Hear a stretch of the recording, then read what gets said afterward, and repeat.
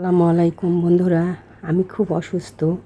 ডাক্তারের কাছ থেকে এইমাত্র আমার ছেলে মেয়ে নিয়ে আসলো এবং ডায়াবেটিস স্টিক কিনে নিয়ে আসলো। মেশিনটি সব কিছু কিনে নিয়ে এসে আমাকে বলতেছে যে মা তুমি প্রতিনিয়ত ডায়াবেটিক্স মাপবে আর 10 দিন পর পরই মাপবে।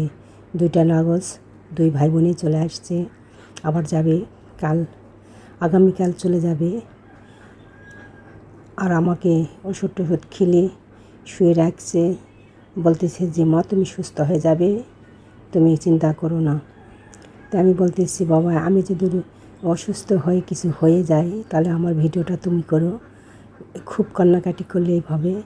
তারপরে একটা মেয়েকে ডাকে দিলাম, আমার যাকে, সে আসে আমার ছেলে মেয়ের জন্য মাছ মাংস সব কিছু রান্না করে দিয়ে গেল। তারপরে আমি পরে আস্তে ধীরে উঠে সুস্থ হয়ে আমি রান্না করে খাওয়াবো। তো এইভাবেই আমার চলতেছে। দোয়া করবেন বন্ধুরা, আমি যেন ভালো থাকি, কারণ আমি ছাড়া আমার ছেলে মেয়ের তো কেউ নাই। এই জন্য বলতেছি সবাই দোয়া করবেন আমি যেন ভালো হয়ে উঠি। অসুস্থ থাকলে মানুষ মনে হয় যে আমি আর ভালো হয়ে উঠবো না, মনটা কেমন যেন দুর্বল হয়ে যায়। তো ছেলে মেয়ে আসছে, তো রান্না করে খাওয়াতে হবে। কাউকে ডাকে আবার রান্না করে নিলাম, মাছ মাংস সব কিছু রান্না করে নিলাম। আমার মেয়ে বলতেছে আমি রান্না করবো আম্মু।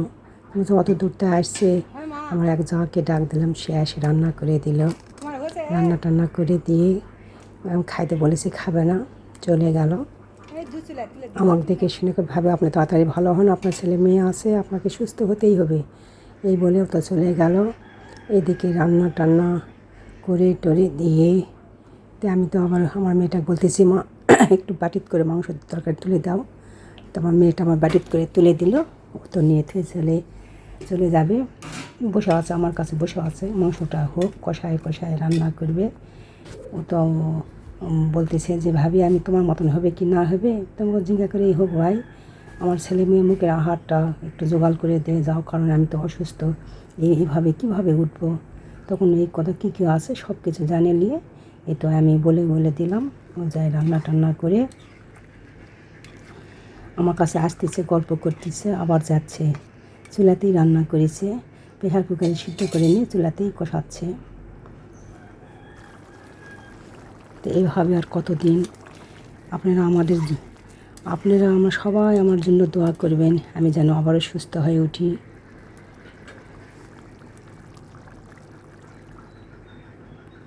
অল্প সময়ের মধ্যে আমার ছেলে মেয়ে চলে গেলে আমি কিভাবে থাকবো, আমার খুব ভয় লাগতেছে। আগামীকাল ছেলে যাবে, মেয়েরই মধ্যেই হয়তো চলে যাবে, 2-1 দিনের মধ্যেই চলে যাবে।